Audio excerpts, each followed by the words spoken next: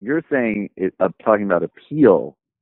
Appeal to people like you as a 26-year-old who doesn't have health insurance, or any number, like, or me speaking personally as like many others still dealing with student loan debt, or even just somebody that frankly grew up, like it wasn't easy for me in the same way with like other pundits in this business, because my family, I mean, I'm whatever, privileged in terms of race and gender, blah blah blah, but I grew up in a very poor family, so I knew, like, when the Clintons did welfare reform, that was an attack on people that didn't have money. That there was no, they could put as much glossy language on them as you want, but that's a vicious attack on people that are suffering and need, in fact, obviously significant help and investment, not, further abuse.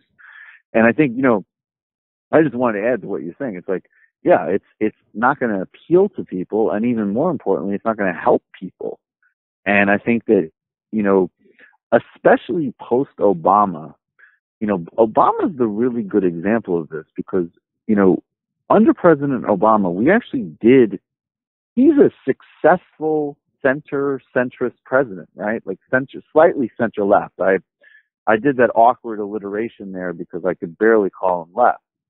But, he implemented a program, which, the ACA, we saw it repeal. I definitely would prefer Obamacare to nothing. He did some, modest reforms in the financial sector. He did some good things here and there, which, we're seeing Republicans in, like, yes, it does make a real difference. But, on the other hand, it's also like, what version of the apocalypse do you want? The fast, accelerated one we're in now? Or do you want this kind of slow motion grinding misery of late stage capitalism and deprivation with some modest cushioning? And, my politics, my values, my experience, my commitment is something radically different and something radically new that would fulfill people's needs, help people live up to their potential, have actual joy and meaning in their lives. It wouldn't clog up resources in this incredibly wasteful, inefficient, unequal, and disgusting way. And it would also do something about, the world system and the environment so that we can actually continue to survive as a species. And, that old option set, that kind of softer version of the, neoliberal late stage capitalist faith, that's, I'm practical enough to recognize the difference between something being better and worse, but I'm also large enough in my view to know that both options really ultimately don't work for what we need to achieve. So I think you're totally right. I think that we do have to have this conversation regarding the lesser of two evils. But also how do we extricate ourselves from this cycle? Or how do we extricate ourselves from this cycle of neoliberal, neo-fascist? Because that does seem to be the way that does seem to be the way people think people are going. And this sort of nostalgia for not only Obama, but the rehabilitation of George W. Bush, which is not a rap album, but in fact an episode of the Ellen Show, is incredibly problematic, because we're entering this stage where, and again, this speaks to the Russia and how Russia has replaced any sort of ideological purity test with just a very specific tribalist purity test. Are you or are you not in favor of impeaching Trump through the mechanism of least resistance, which is Russia? It has become a very lucrative grift for disgraced Tory MPs. It has also become a very good way to rehabilitate your image in the mainstream, whether you're Dick Cheney or Donna Brazile or George W. Bush. It's also become a very good way to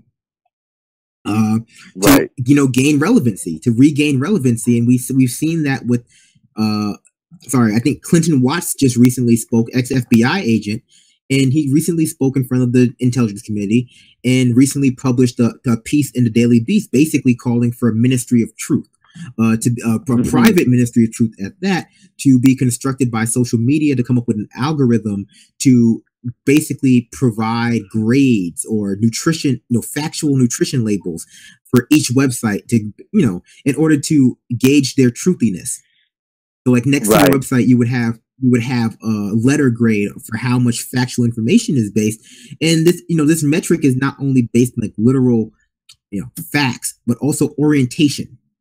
And that's where we start sliding down this dangerous slope of how much of this fake news narrative is simply a way for the establishment, both right wing and left wing, and media to not have to grapple with the realities of a diverse political conversation, when that includes brocialists and Bernie bros, and also just your democratic socialists of America. Like, how much of this is just, like you said, late stage capitalism and its death throes, and the domination of the media, having to contend with the proliferation of social media or just alternative media. Yeah, and yeah, I mean, look, that's true.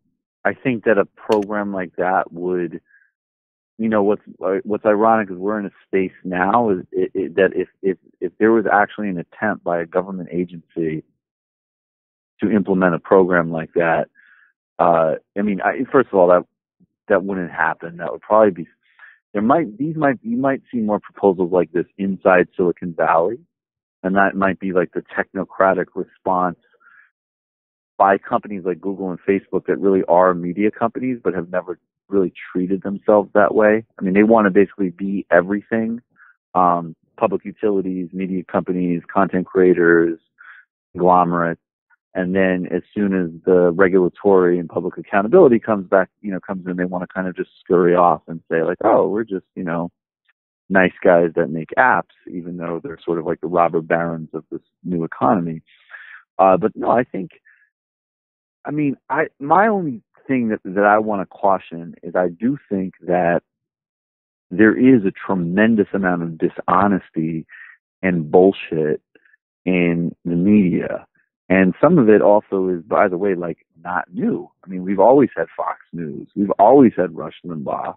We've always had, and now it's like there's a proliferation. You got everything from the sort of like, pick your poison. You've got the alt center. You've got, like the crazy deranged Russia Hillary people. You've obviously got the alt right.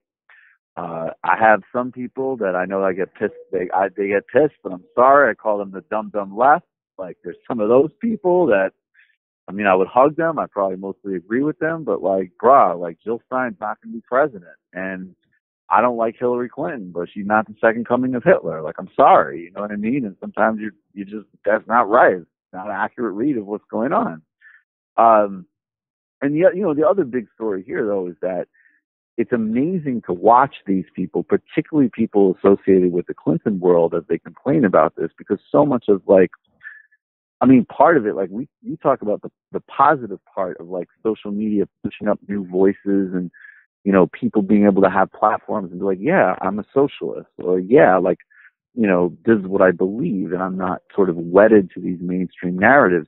That's the positive part.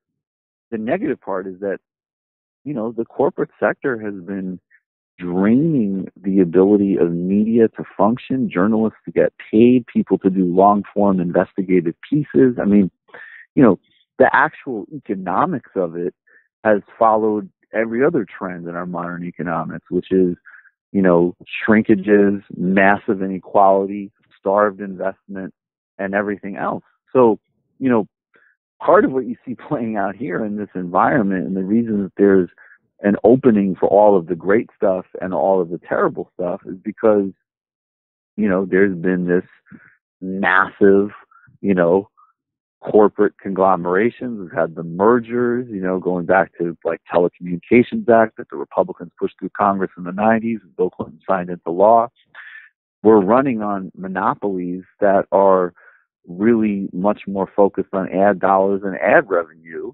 And that means that, there's, all the usual stuff, right? Like less foreign bureaus, less investigative reporters.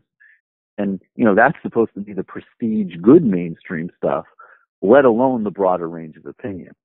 So you have, mainstream media subsidizing a bunch of, some good people, but a lot of just mediocre hacks, repeating establishment talking points. And then you got like the Wild West, which we're in, which has stuff that is better than anything else out there, and it's also got a lot of garbage. And none of it is going to be controlled through some type of Orwellian scheme like Watt's talking about. But some of it actually could be reined in by finding different funding models, by introducing some re-regulation, and, you know, actually investing in public and independent and alternative media, like, for real. Yeah, I definitely agree with what you're saying, right? So this stuff is not new, and it, you know, in a lot of ways, it's rooted in the, you know, the removal of the fairness doctrine, and also the removal of FCC regulations barring communications monopolies. So we had, so we have seen that. I'm gonna let you have that. We're gonna end on Michael's wonderful breakdown of what's causing this, and I appreciate him not lumping me in with the dumb left. You know, I'm only one dumb. Well, I'm only one dumb here, but I'm rapidly becoming smarter. Stop all that shit. You're smart. Stop all that. Well, I know. I try my best. You know, like I said, we're all just killing time until the apocalypse. Right, but before we go, and speaking of funding models, especially considering YouTube's crackdown on alternative left media, you know, this is a perfect segue into a shameless plug and chill.